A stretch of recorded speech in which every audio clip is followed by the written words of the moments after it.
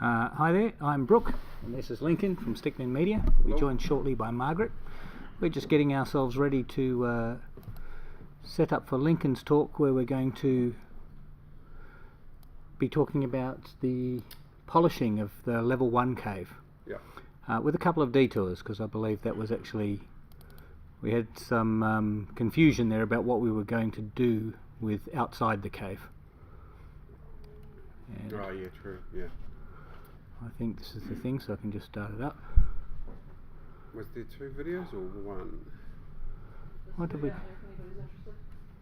I'll call it... There we go. Food? Yeah, I'm about to get you some lunch, Brook. Oh, thank you. Would you like some lunch? Lunch would be really cool. No, I'm good. Okay, Lincoln, we're underway. Oh, here we go. So this is level 1 polish. Right, so I guess the first of all, the premise of what's happening here, this is one of the first levels I built, well, early on.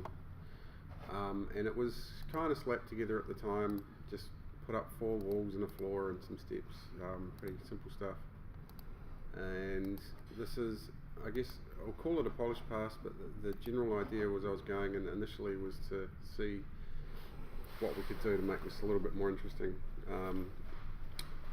And I probably spend a wee while doing something that doesn't get used in the end. I was experimenting with the lighting. Obviously you can see there that there's an open doorway to the outside at the top of those stairs. So yeah. Which in the novel or in the story doesn't actually exist. Yeah, I didn't find out, this is where communication is a great thing. I didn't find out till later when Brook wandered in that really we probably didn't need to do what I was doing. So, but in the greater good way of approaching it, I was learning something. Yeah. There's an overriding thing that I probably mentioned the other day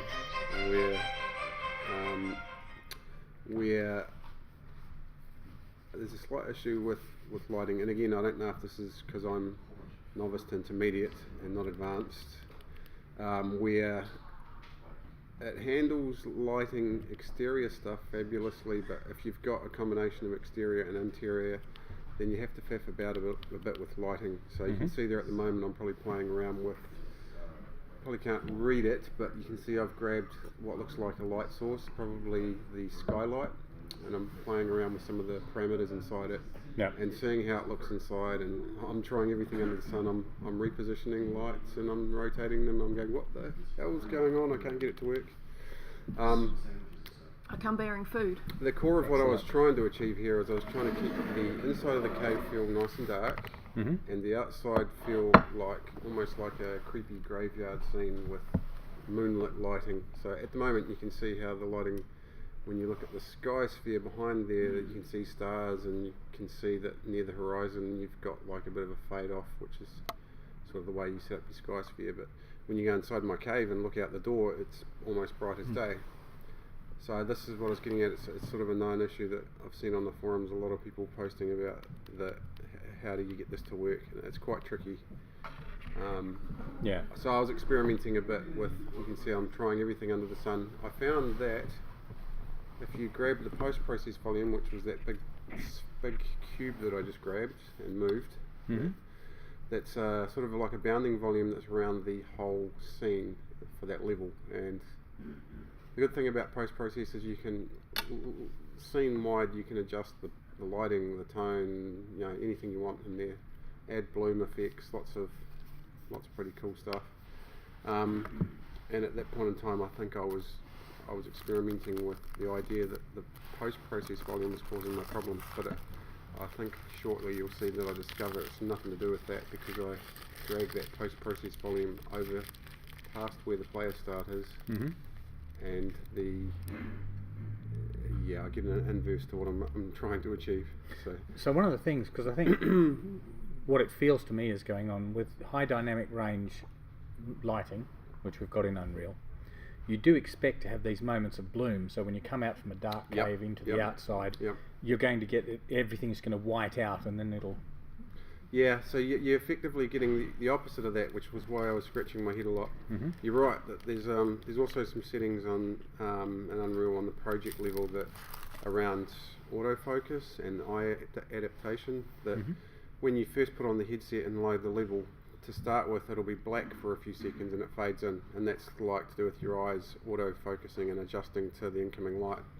And like you're saying, I think it gets hampered when you look straight at a very strong light source, like if you're standing in a dark cave looking out the entrance. Just in real life, if you look at bright light, you get blinded for a second.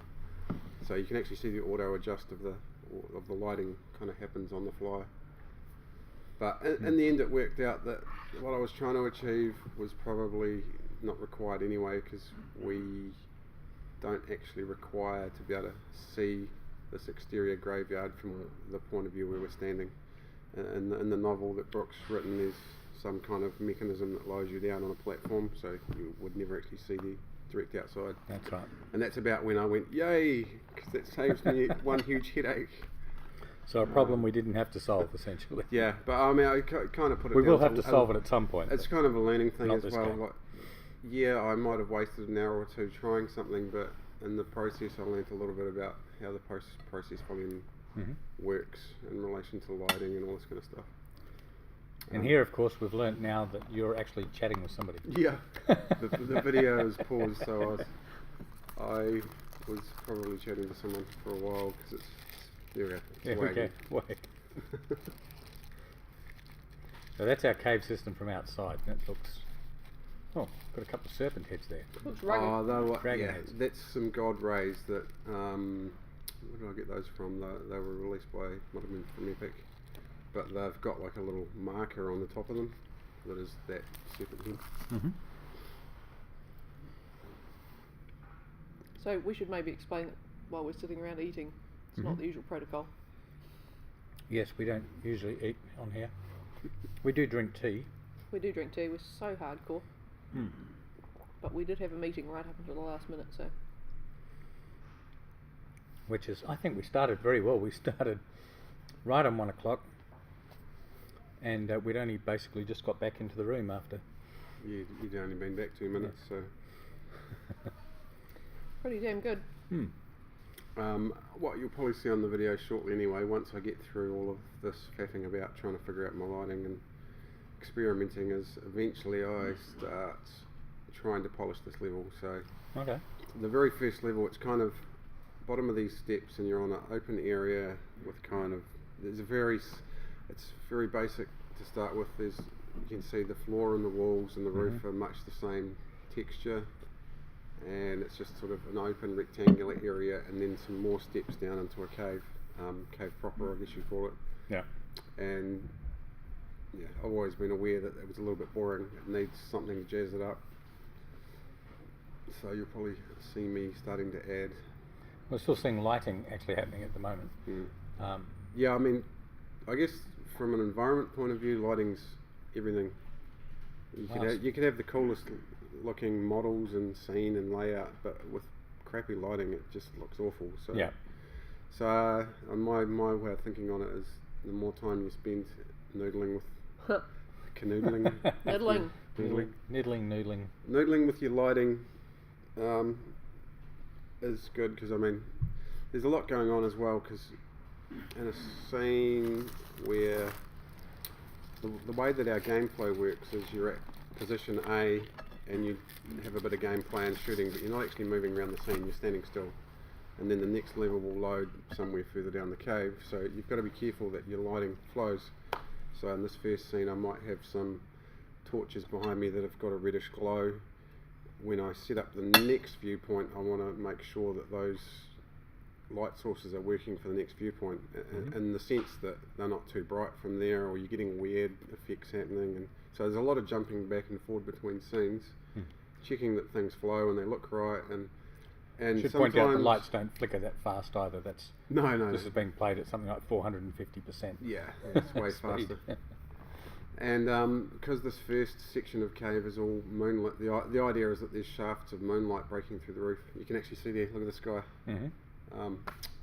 There was sort of starry skies in the background, but that's without the post-process volume in place. But I was getting really annoyed here, because I got the sky looking the way that I wanted, but inside the cave was instantly all black. and I couldn't get the both. You know, you get one thing working and the other thing would break, and that's purely because the post-process volume is handling the. I'm trying to remember which setting it is, whether it's the auto exposure inside the post-process volume is handling how bright it is inside.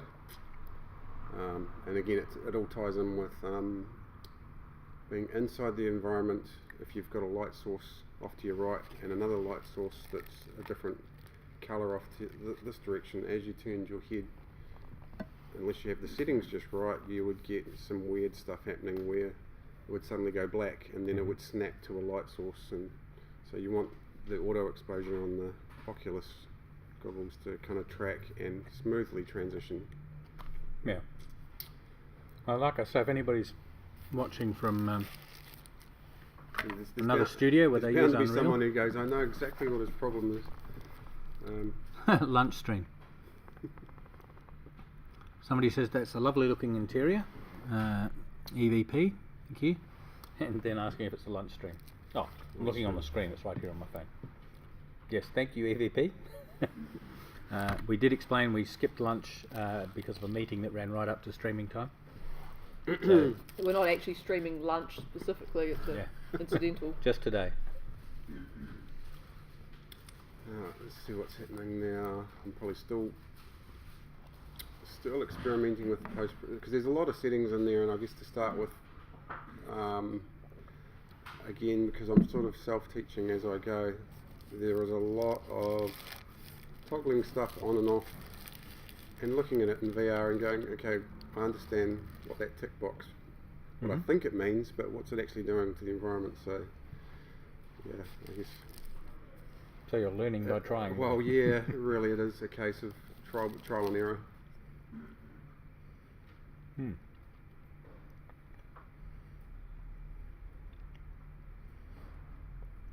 Or learning by failing, as they say. Yeah.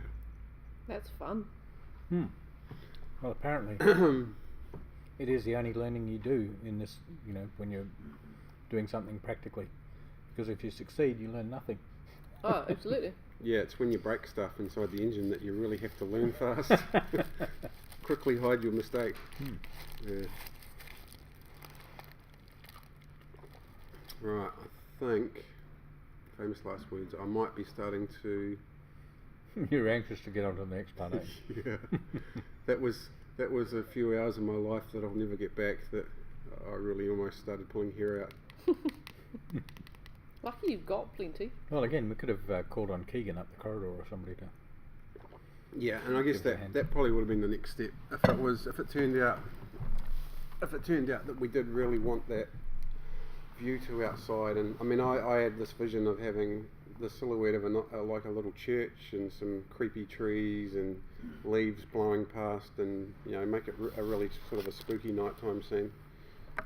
The idea I had was to try and reinforce the feeling that you're actually going into a catacomb, not just a mine. Even though you'd actually previously done the lift for us for where you actually yeah.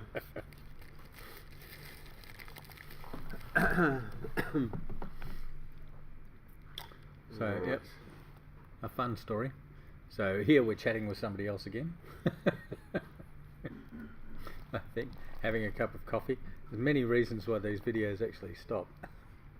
Yeah, in some cases I might have been next door to the desk next to me looking at Diego's, because he's been working on the motion controllers and implementing the guns and with your hands and the player control of pawn and things like that. That's PAWN, not PORN. Yeah, different kind of pawn. It's good to be specific. Yes, there will be no player porn in our game. Well, that might be a way of attracting a certain kind of clientele. Certain type of investment also. Yeah. Indeed. Let's assume it's just the game. Scary, beautiful game, and no porn. God, you almost come off as conservative at times. Do I? I am quite conservative, you know. that seems Muff. like disbelief. Race. No. Yeah, okay. That's a little bit of a distraction from what we're doing. So Nerf wars. I'm almost If anybody wondering can't tell. whether are you able to skip through the? No. No. Keep telling you. Uh, If I skip through, then there's nothing left at the end. All of a sudden we come to the end, there's nothing left to do. So what you have to do is strategically cover these things. True, so, true, true. yeah. Because it was 4 hours worth of video that you 4 hours compressed into into one. Yeah, okay. And if we speed it up now, it's going to compress it into less than one. So we were talking about Diego's controllers. Yeah, Diego's controllers. Go on, tell us more about that. He has very cleverly. They're not 100% there, but they're pretty close now. That you can actually operate the game, I guess, in 3 modes at the moment. Inside the pawn, the PAWN, which is kind of like a blueprint class of, you know, how does the player's body mesh interact with the hand mesh, interact with the pistol or the crossbow or whatever weapon you're holding, and how does that all tie together in 3 modes. So there's the first mode will be just. Is that screen timing out? No, it's alright. No. That's right. The first mode will just be No, when but you're not plugged in. playing be. Yes, with a please. mouse. I guess once the final packaged product and you're playing it, you'll either be controlling it with a mouse and on the screen, or option 2 would be with a headset on, You have to so plug it where the red an one is. Oculus or some other form of headset that's supported. Forgive any little jumps here. Margaret's about to change our networking. The network cable just swapped, right? Yeah. Someone forgot to plug it in. So the second one, as I was saying, was when you've actually got a headset on Mhm. and you're using a mouse or a PlayStation controller type deal. You wouldn't be using a mouse with the headset on. Well, you can use it to actually shoot. You can click. Yeah, but we wouldn't. No, most You people will can- just use a controller. So Yeah. like a PlayStation controller, and you can press X to shoot, and it might be that you can use one of the thumb controls to control one hand or whatever. We're working all that out now. And the third option is when you're in full VR, so you've got a headset and you've got I guess on the Oculus side you call them the touch controllers, which is your handheld gun controllers. I don't know what they call them for Vive, just hand controllers. Vive controllers, I think. Is what Just they call Vive them. controllers, yeah. So obviously the most immersive of those 3 options is, headset on and Vive controllers or touch controllers, and we were just testing it earlier, and it is actually quite enjoyable to have the controllers in your hands, because then you can, in the VR environment, pick up your pistol and rotate it in front of you and look at the sides and look at the bottom and point and actually look down the barrel. Compared to with just a controller, it's a different experience because you can't get that range of motion. The best you can do is maybe have toggle on and off for pointing and aiming and holding it up, but you're not going to be able to fully rotate the object in front of you. So I guess there's 3 depths of immersion there. So, Yeah, but that's important to us because this is not just a VR game. We do want people to be able to play it if they haven't yet got their VR equipment, but also in the knowledge that when they do get their VR equipment, they are going to be able to have a premiere, fully immersive. Yeah, and it might be a good, experience. we'll call it the toe in the water game. You can dip your toe in and just play on the mouse and get hooked on the game, and then want to buy yourself some touch controllers or something. Okay. That's my story, and I'm sticking with it. Yeah. So what are we actually doing now? Because we have moved on from lighting. I'm not even watching the screen. Let's see. So you seem to be actually making changes now to the... Yeah, it might have cut over now to the section where I gave up on lighting the exterior after talking to you, and then went, okay, let's do something productive and polish the scene. Just as he says that, the motion freezes. Super productive. What you got to remember as well is that I've got dual screens, so the other screen I might have been looking up references or checking my email or surfing the web. Yeah, I don't know if you were here for yesterday, but Lincoln got sprung when he said he was obviously doing something on the second screen, but we could see his mouse pointer on the first screen. Not this so time today. I think so, you're okay, yeah. You've remembered to move it off screen. This time I think you're clear. Yeah, if the pointer isn't on the screen, it's possible that I'm just on the other screen. But I mean, you can actually share both screens, but then it cuts down your visual real estate. Mhm. Here we go, I'm wagging. There's a lot of toggling on the same thing. The other thing as well is sometimes, I'm not sure if it shows it on this screen when I put on the headset and hit play. Yeah, it should do actually.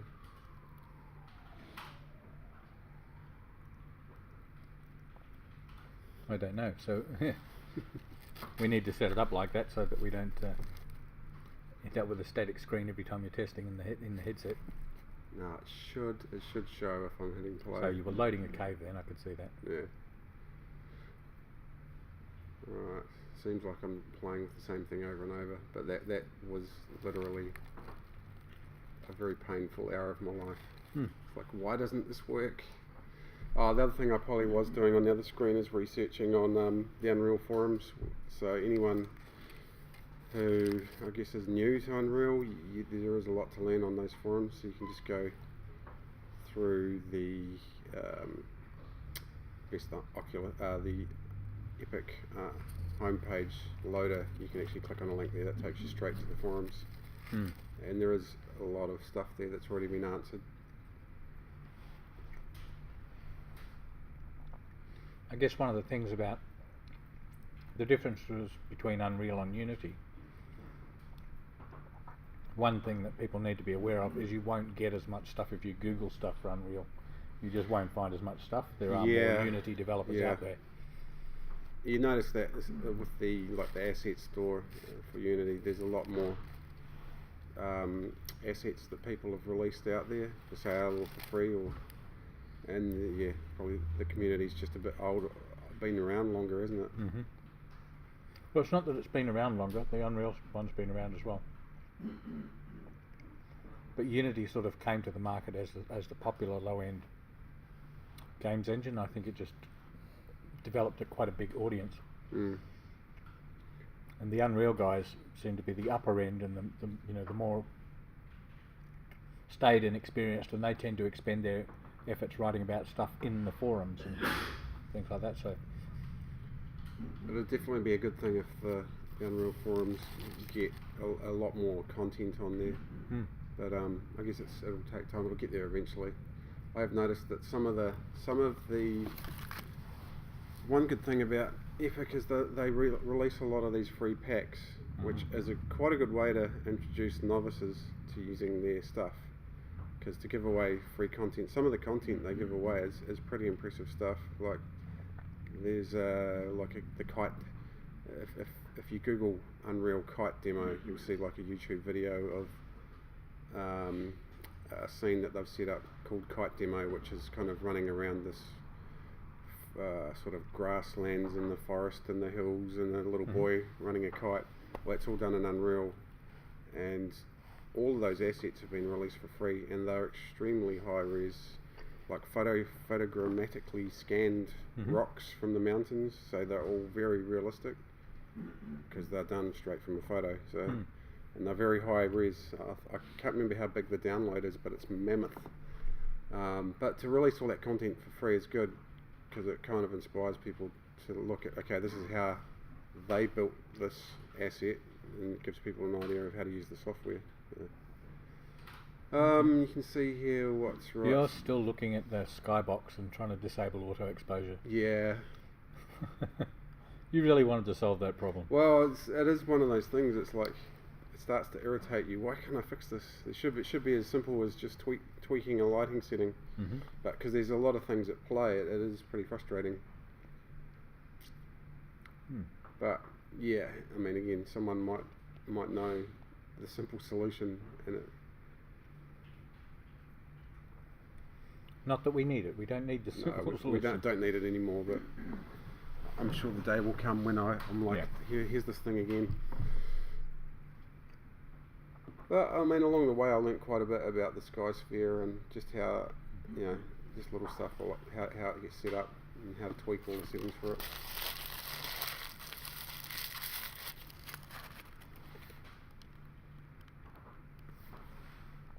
Difficult when you eat and you everybody else goes quiet and you're still chewing.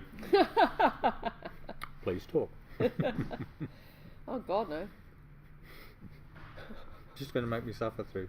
Yeah, sure. Make Trying to everybody swallow suffer quickly. through.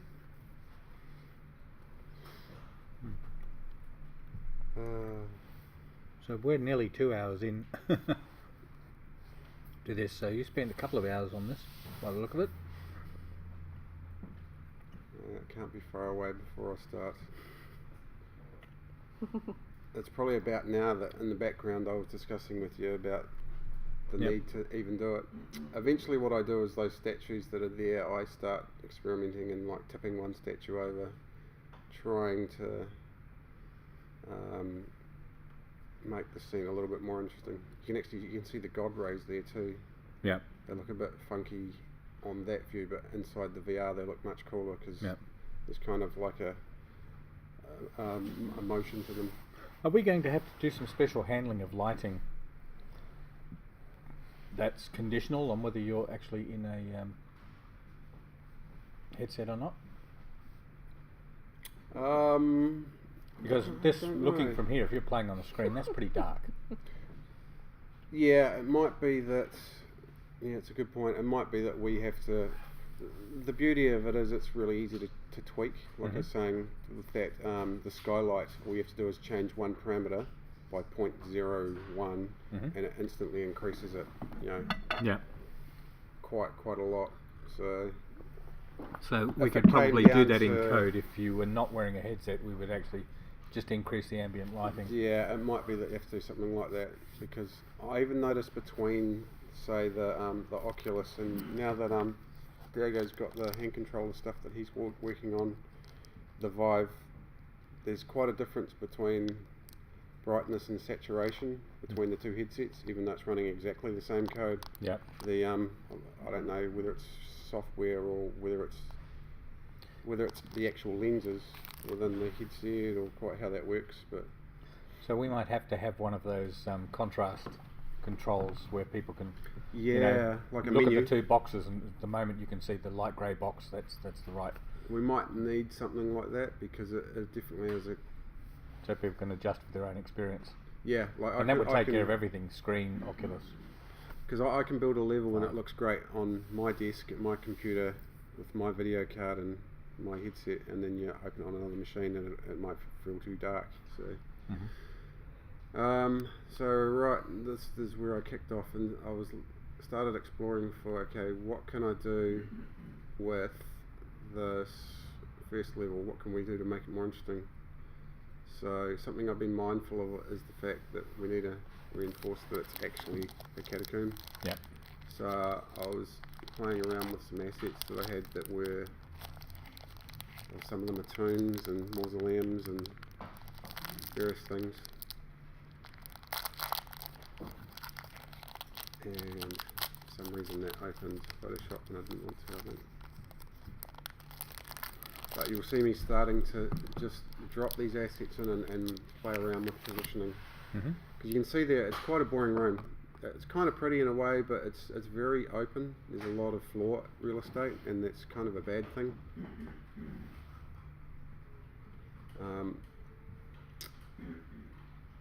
This was a, what would you call it? Not mausoleum.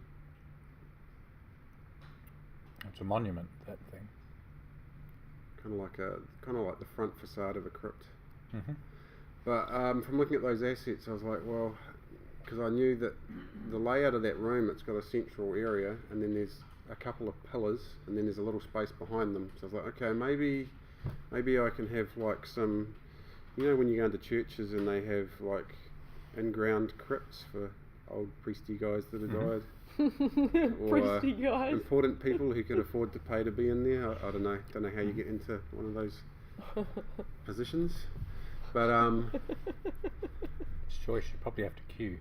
so And just leave your body on the ground over there till that one's empty. When's that happen? No. so there's a lot of experimenting going on here. You can see me positioning this thing, going right. What if we put something here? What would it look like in VR? And at the moment, I'm not worried about the texture or the colour, just sort of composition.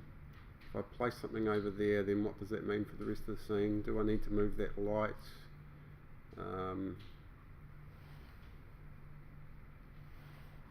a lot of counterbalancing. Here I've got that asset and I'm just going to swap out the material on it to something that matches the rest of the scene a bit better. I think I end up choosing one of the epic textures for, it's actually designed for their pillars, those pillars in the midground. Mm-hmm. So I was like, okay, what if we put this material on this mesh, even though it's not designed for that mesh and it's got some weird striations going across it. It actually worked quite nicely and gave some interesting effects. So then I just ran with it. By the time you toggle into VR and put a light source in there like that brazier, you get some quite nice looking effects. Mm-hmm. So then I decided, okay, well, what if we'll take this and we'll wrap it around some corners, play with it, and try and break up the fact that this whole room is effectively, looks like it's made of large bricks. Okay. So then you can see me here actually doing it now, just moving that same asset around and merging it with the existing walls. Again, there's some stuff here that a purist would probably go, oh my god, you know, that maybe it's generating redundant faces and all this kind of stuff, but I'll probably go back in later and clean some of that up. At the moment, there's effectively two meshes almost merged, and parts of that mausoleum mesh are sticking out of the existing mesh, if that makes sense. So I guess the easy fix would be to go back in and select both meshes, both wall meshes that are currently overlaid a bit, and then just merge them. But from experience, when I did that in the atrium, it created some lighting issues and all sorts of strangeness. So yeah, we did talk yesterday about how we go through and optimize this, because there's many surfaces that you can't see and can't possibly see in this. Yeah, and the way that I've built it is very much like, I guess it's like virtual Jenga. You're kind of just grabbing blocks and merging them through each other and experimenting with the form in a real quick way. It's like bang a wall up, bang something here, and just moving things around and merging them, and it's kind of I guess it's an ugly way of doing it, but in an ideal world you'd probably be snapping meshes to each other so that they meet perfectly and stuff, but it's kind of not the way I work. Well, I mean, the thing we're after too, we know we're not, we're new to Unreal, so we're not the experts necessarily at it. We're trying to learn rapidly from experts.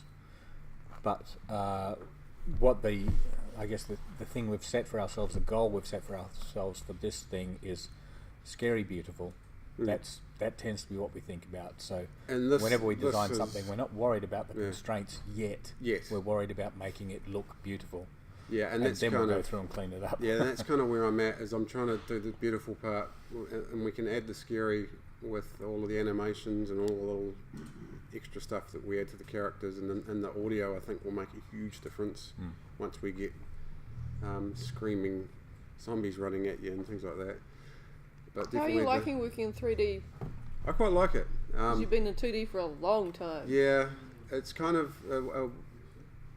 it almost feels like a natural progression for me jumping from 2D to Unreal. But cool. That's because I've always been interested in. I mean, my interest have always been as a matte painter, which people out there don't know what matte painting is companies like, well, if I use Weta for an example, who are more in visual effects instead of games, will do matte paintings in the backdrop of scenes. So Lord of the Rings, for example, they might have had a massive matte painting of Mount Doom in the background, and they'll photocomposite the characters walking along in the foreground in front of it. Hello, John Walters, if you're watching, matte painter that worked on Spartacus. Yeah, so I think all those beautiful mountain scenes behind that villa. Yep. So that process is something that I love, and I think I'm linked into John Walters. Yeah, I've seen some of his work. And that's the core of what I love. I love environment stuff and matte painting. And the really good matte painters that work for a company like Weta, they've actually tend to have extremely good 3D knowledge as well. So you're not really good enough to be just really good at 2D, and brilliant painters, it's definitely helpful to understand the 3D side. So being able to use software like Maya and set up a sort of a 3D composite of that, where you've got all the meshes and all of the matte painting projected onto it, and it's called projection mapping. But it's pretty advanced stuff if you're a novice using Maya. I experimented with a little bit of that, but the transition from 2D to Unreal is a little bit easier, I think, because you don't have to have the really in-depth knowledge of Maya. I mean, someone with basic knowledge can get into Unreal and start moving stuff around and experimenting, which is kind of cool. Yeah. Yeah, and there's definitely crossovers between the disciplines. It's a little bit painful at first because, like anything, you're like, I just want to do this, but you've got no idea how to move it to there. And what seems like it should be. and the thing that I love the most about probably Unreal is the fact that you can light a scene on the fly and just grab a point light and drag it around the scene. Yeah, and that's instantly really go, cool, isn't oh it? man, that looks really it. cool having if I have a soft blue light in that corner, it looks nice against that material, and a lot of it is just stuff that happens on the fly. Yep. And that's kind of what I'm doing here. You can see I'm resizing this crypt and I'm playing around, and I'll jump back into VR and see how it's looking. I might move a light bulb close to it or a point light and see how the light looks against it, and I'll go back out into 2D here, well not 2D but onto the screen. Yeah. Scale it up, play around with it, move it, and then see, at the moment I'm already thinking it'd look good with some grates in front of it. Mm-hmm. And just try and give that feeling that it's almost like in an old church entrance where you come in and sometimes there'll be interesting carvings on the walls and that kind of thing. Cool. Yeah. So was mausoleums the word you were looking for before? Not sure. We couldn't decide if a mausoleum is a mausoleum a thing you have in a graveyard that's like an enclosed, like a little house that you above ground coffin storage. A coffin closet. There was always a mausoleum, I think, involved in Buffy the Vampire Slayer. They always seem to be having a chat in a mausoleum somewhere. She and what's his name? What's his name? Angel? Yeah. Gary? No, not Gary. Should have been Gary. Yeah, it should have been, definitely. Would have been a whole different series if it had been Gary. Oh, yeah. There should be the novels, Gary the Vampire. Yeah. Gary the Vampire. Okay. Oh dear. Oh, let's see what's happening here. that was the joke, wasn't it? Buffy the Vampire Slayer sounded so... Because we're used to it now, but the idea was that was a ridiculous thing. Buffy the Vampire Slayer, you know. Still is. Yeah, I guess Buffy was your stereotypical cheerleader. Yeah. Yeah. But they did though, didn't they? They always I can remember several scenes where they had deep and meaningfuls in a mausoleum somewhere, having knocked off a few vampires in a graveyard or something. Why not? What a nice place to have. He probably had his shirt off. And it's like... And you're talking about Spike now. I don't think Angel ever took his shirt off, did he? I don't know. It's Probably like too a dark and... precursor I'd like to to think he was Twilight. above that. What's that? A precursor to Twilight. Yes, exactly. That's the whole business model of Twilight, wasn't it? Yeah, pretty Yeah. much. Boys with their shirts off. Yeah. Once we've finished with zombies, we have to get into vampires and turn them back to what they're supposed to be, you know. What, guys with their shirts off? No. I don't know. We need to do girl vampires then. Just to even things out, you reckon? Yeah. Yeah. They can have their shirts off too. Yeah, fair call. It's only fair. No, I think what happens with a lot of horror, especially when it becomes a series, actually this happens with everything when it becomes a series, is it changes from, you know, like Walking Dead, it changes from this horrific, you know, zombie apocalypse series to a soap opera that has occasional zombies. That's, to be fair, how Twilight started. Yeah. Only with vampires. Yeah. Yes, X loves Y and then vampires show up. You know, that's... Yeah, one of them turns out X to be a loves vampire. Y and then zombies show up. And they're shiny. Oh yeah, that really irritated me. Yep. Sparkly vampires. We should have some sparkly zombies. Yeah. No. Come on. All right. What are we doing now, Lincoln? Yeah, I was just saying. What I'm doing now, as you can see, that's a zombie spawner. So I'm just hiding that around the corner and playing. If you press P within the interface, it brings up your nav mesh, which is that kind of glowing thing that you saw flash up. So that shows where the zombies are allowed to walk effectively. With collision set on the walls, they can't go through a wall. And in fact, if you are on the nav mesh and the zombies are on the nav mesh, the zombies will walk towards you. Yeah, they are basically set to try and find you if you're touching the nav mesh. So yeah, as long as you don't pull your player position hovering above the ground, then they'll find you.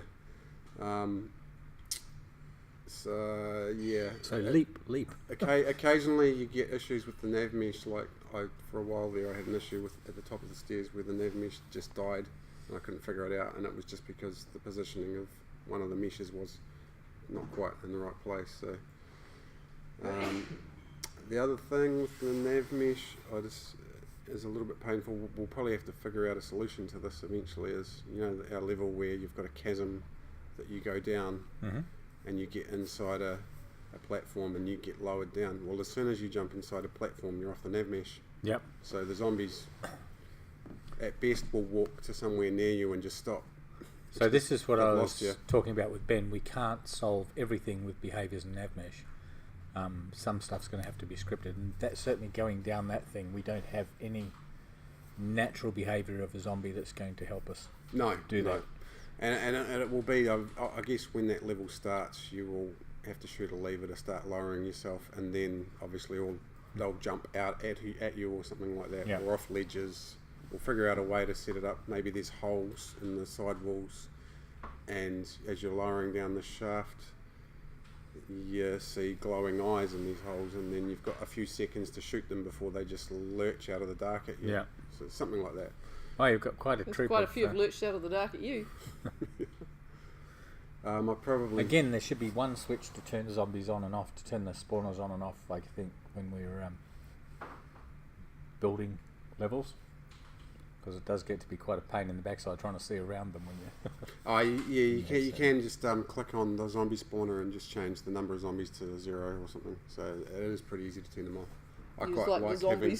I like them coming running at me while I'm checking things out. You had one fly at you this morning, didn't you? Yeah, that was scary. I haven't actually jumped that much in VR for a while, but... how did it fly at you? He shot it, ragdolled and attacked and just launched itself into the air straight at him. Awesome. It was quite off-putting because it was way over in the distance, and I was just testing, and I thought, I'll just shoot these guys. just because you can. And one of them dropped to the ground and then literally flew at me like he'd been fired out of a cannon, straight at head height. And you could see him for a few seconds in the air, ragdolling and flapping about. So it was literally like having a rubber chicken fight at your head.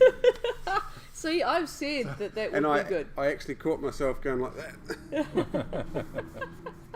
Excellent. Do you remember that fault with Skyrim when things used to launch themselves into the... I assume it's a similar thing. Just didn't play Skyrim. It's one of the games I should have. I had once where... because they've got those two mastodons or whatever they're called, the woolly mammoths, out on the plains there, and one's walking along and all of a sudden I took a shot at it and it shot up into the air. So yeah. Wasn't there a weird bug with that when was it on Facebook? Did I see one of them landed on top of the other? So you've got two woolly mammoth things parked on top of each other. There are a few like that. Like planking mammoths. Yeah, exactly. Oh, here you can see I've moved on from those mausoleums, I think we called them, to some sort of ground-based crypt thing, just along the wall a bit, and I worked out, okay, there'd be room for like a little tomb here on each side, and it just helped, I think, to make the space. You can see I've just put a point light in there and I'm moving it around, and that's just so I can easily see what I'm doing. I mean, you can, in Unreal you can toggle modes like view modes. So at the moment that's in VR. What I'm seeing through the headset. When it pops out of there, that's in kind of lit mode. And if you go Alt, was it 2, 3, 4, 5, you can swap between wireframe and unlit and lit and lighting only and different modes. So generally the prettiest view is like that in lit mode, where you can see the light and shadows and things going on. The only downside of that is it can be a little bit hard at times to see the whole scene. So I've toggled there to an unlit mode where it's much brighter. So you do find you have to toggle back and forward between these modes quite a lot. And then you'll see sometimes I'll just drag a very bright point light near the area that I'm working on and just move it around and just use that as like a working light, which I know I'm going to delete later. As I'm building this, you'll see in the distance there's like moonlight, shafts and god rays happening down there, and it's quite dark in the foreground, which maybe that's a good thing, but I'm thinking that I need to introduce, because there's a real transition thing going on where at the end of this brick platform that you're standing on, you go down some stairs and you're in a cave, and it's quite a stark contrast between here and there. Yep. And kind of mindful that I want to break it up. So ideally I want to bring some of the cave elements in through this area and some of this area's elements down a bit further into the cave. So maybe there's some rubble that I scatter down there. I think eventually I knock one of these statues over and put some sort of rock debris and stuff, so it looks like there's been a partial cave in, and it sort of helps to bring some of the cave rock this way, and I throw some of the rubble that way, and then I also bring some of the sort of the lighting from that end, like some of the blue point lights and some of the god rays this way. Yeah. So you're smudging the edges, really. Yeah, rather than, it's nothing more jarring than having a scene where you're standing there and you can almost see a clear delineation between this mesh and the next mesh. Yeah. Just sort of it breaks. Oh, that's horrible, isn't it? It breaks the sense of immersion, I guess. Definitely. And you'll probably see shortly as I'm messing around with these tombs here, that one on the left there, that I start trying to put some god rays and some light sources and things to try and merge it all together.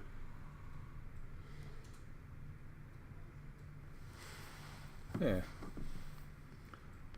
So, well, I guess one of the things to mention about a lot of the things, the statues and stuff that we've actually got in here is a lot of this stuff actually comes from Unreal themselves. We haven't actually... Yeah, like those, you can see there's the nav mesh that I was talking about, that glowing stuff, but those stairs just there underneath, those ones are from one of the Unreal, it might be like the Infinity Blade packs, Infinity Blade Grasslands or something.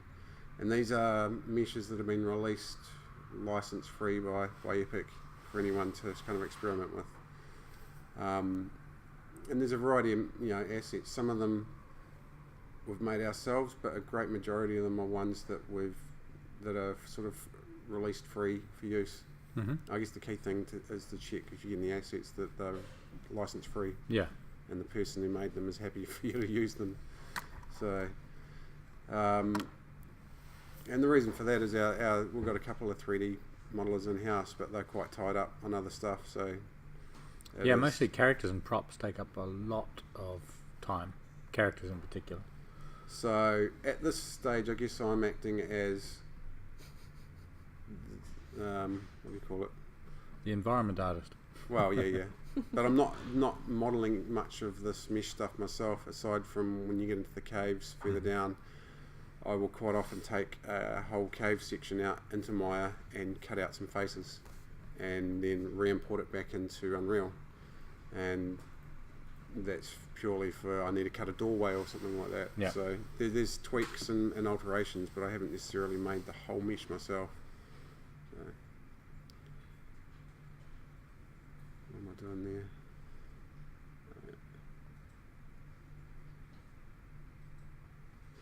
I think I'm about to go to lunch. Am I moving? Yeah. You can see I'm positioning a God Ray in place to try and light one of those tombs on the left. Ah, okay. And this is where I was saying that I'm trying. I'm in the back of my mind. I know I need to make this end feel more like the other end, and vice versa. Yep. So I've duplicated a god ray from down the hallway, brought it towards camera a bit, and you can see me scaling it and rotating it, and trying to set up an interesting lighting situation. So I think I've said before that in the concept art world, you ask most concept artists, sort of pools of light and lighting is pretty important in general for any scene, but especially in VR, if you can set up a scenario where there's nice little pool of light here and maybe a darker area there, it's just a way of tricking the human brain into your eye going that way. Yeah. It tends to go towards the pools of light. So that's kind of what I was trying to achieve there. You can see at the base of that pillar is sort of that tomb. So I've set up a god ray. I'll probably place a point light near the little tomb and just play with the lighting and set it down to really soft, some sort of bluish light, and that kind of reinforces the glow from that god ray that's cutting through the roof. So the idea here is that maybe there's lots of little missing rocks in the ceiling that's letting little shafts of light break through. Mm-hmm.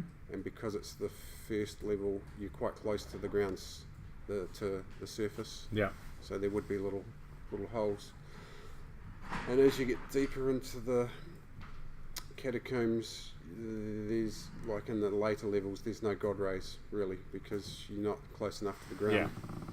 So essentially that second level is all torch and fire lit, basically. Yep. And then once you get through the torch lit zone and down even deeper, it becomes very much the only lighting down there is bioluminescence. So you've got glowworms and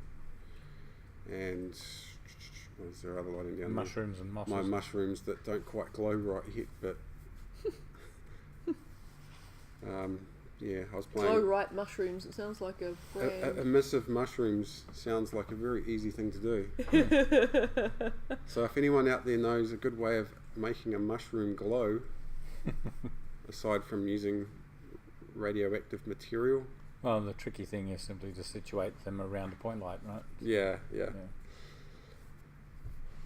So that's the way it's set up currently. Is just really small point lights in focal areas. And of course we do have to be careful, especially in those areas where we're trying to eliminate shadows, but the amount of overlap you have between lights actually and gives you a real CPU hit. I wasn't here the day hit. that the guy dropped in, but I've forgotten his name, the guy from Unreal that gave the talk What was it? a while ago.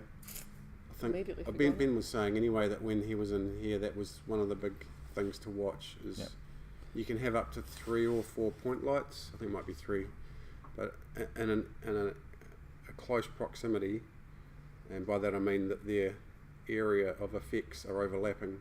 So you can scale how much area they encompass up and down. So if you have 2 or 3 of them overlapping, it's okay, but if you add a 4th one, all of a sudden they all go a little red cross through them, which basically says there's a problem here.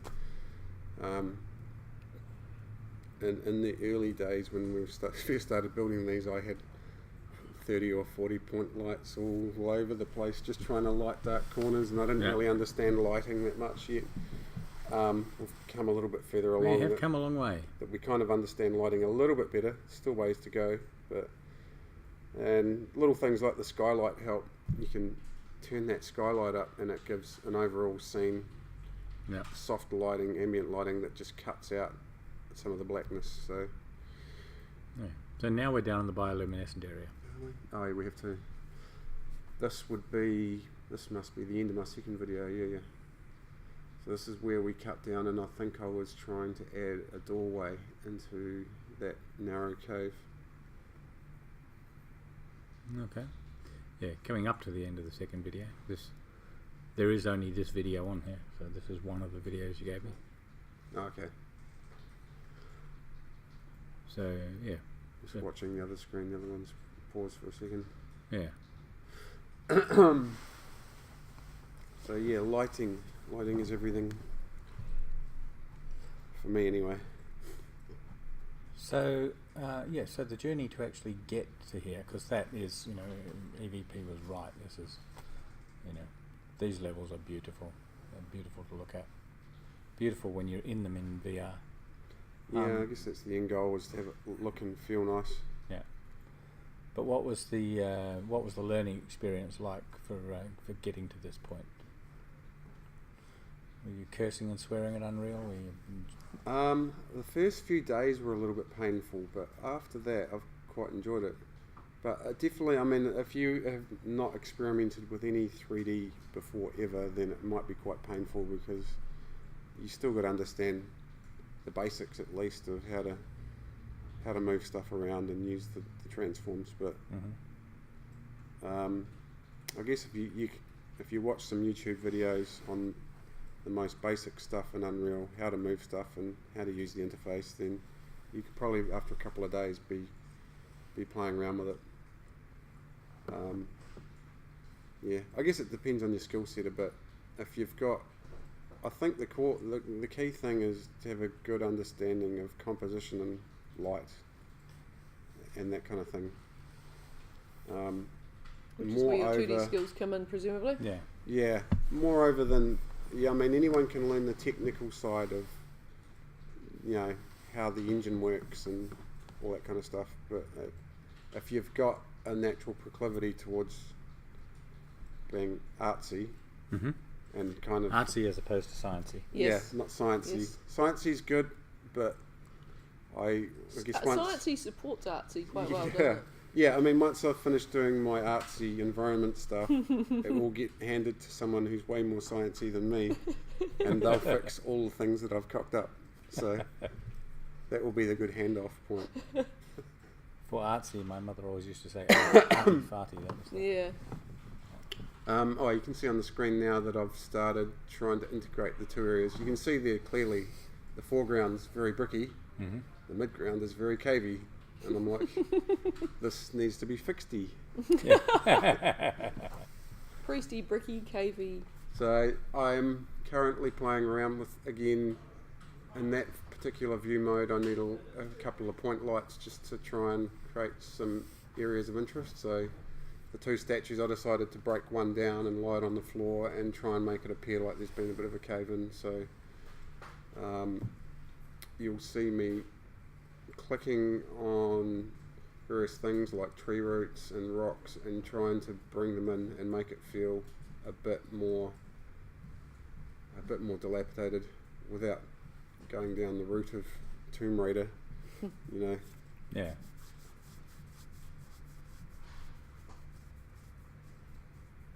So what are you actually hanging on the wall there? Is that tree root? Root, Tree root, yeah. That's tree root. Okay. It's And fairly threatening. the other thing I find interesting with Unreal, well, I guess most game engines are the same, but you can take one asset and duplicate it, rotate it, scale it, put it next to the other one, and it looks like a totally different asset. Yeah.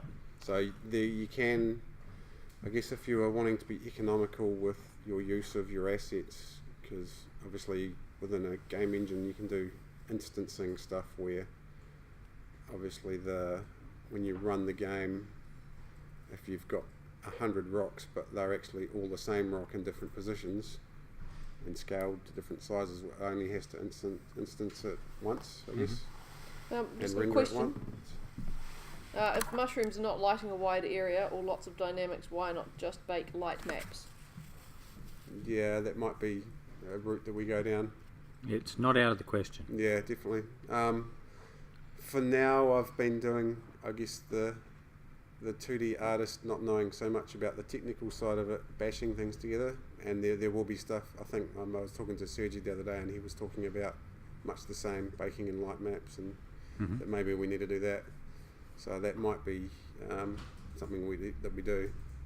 Cool. With the because that was related to the mushrooms you was talking about. Yeah.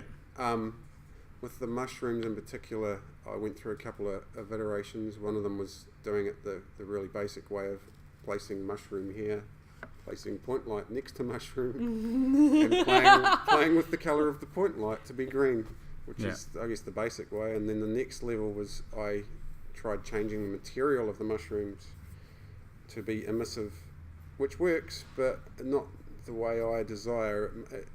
The emissive materials in Unreal until I find maybe a better way of doing it. They tended to make the mushroom look like a neon light, or bright white, or bright greeny white. Yeah. As opposed to what I'm after is more of a soft radiation, almost like a little green cloud around it. Yeah. That's kind of maybe even got a little bit of a pulsation going on or something. But it might be that I have to sit down for a day and experiment with the materials, or it might turn out that for now I've left it in the too hard basket until I have free time, or it might be that the sciencey people go, oh, we'll just do something fancy with baking and light maps and it'll just work. Be out of your hands and be solved. I'm Yeah. sure the sciencey people will become involved. Yeah. The sciencey people do like to involve themselves. Yes. Yeah, I do have a little. I've got my own little spreadsheet running with. I just have in it. As I'm building a level, I think of something like, oh, it'd be cool to have a miss of mushrooms. I just put it in my spreadsheet, and as I knock tasks off, I just I highlight them out, and the one column that keeps sitting there bugging me is a miss of mushrooms. So eventually I'll probably come back to it. But at that point, I probably will sit down with Sergi, 3D guy, or maybe our programmers, and just see if there's a better way of doing it. Well, a miss of mushrooms Okay. they're a common issue. If you could solve that, Yeah, you know, it's like first world problems. that's right. I could really make a difference. You really could. There we are. Put that up there now. The stream's finished. Oh God. What's the time? Is that an hour So gone? yeah, that's an hour.